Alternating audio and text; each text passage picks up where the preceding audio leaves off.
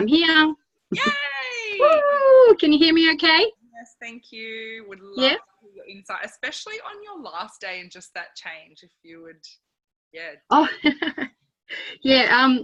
There was a couple of things that really transformed for me. It was amazing event, and I'm so glad I went.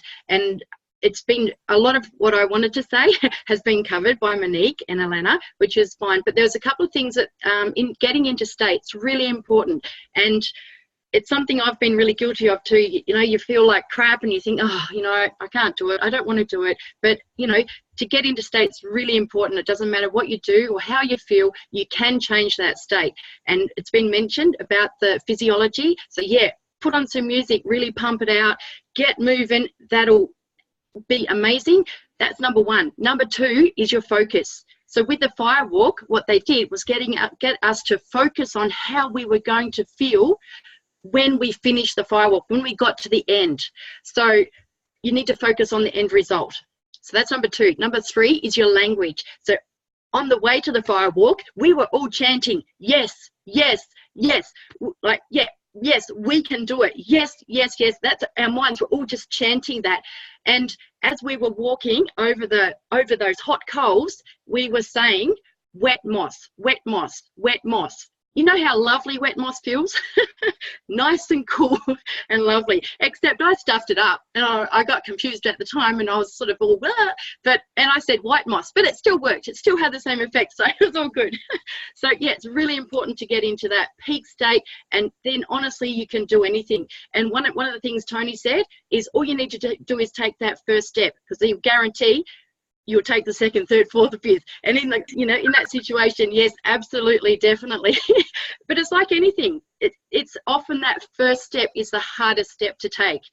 And the other thing that was just amazing for me is the limiting beliefs, and we smashed that out of the park. That was a really, really super intense process, and I won't go into it now because of the timing, of course, but that worked. Basically, it's just really getting into the feeling of the power, the feeling of how you would feel if you didn't get rid of your limiting belief. If like 5 years from now, 10 years from now, 15, 20 years from now, how it would affect your life and the life of your friends and family, and intensify that by, you know, twice, you know, three times, 4 times. And it was incredibly intense. Had everybody screaming in agony of the pain of that. And also, you know, we're just screaming and crying. Everyone was crying. It was very intense, but it worked because we also then replaced those limiting beliefs with empowering beliefs.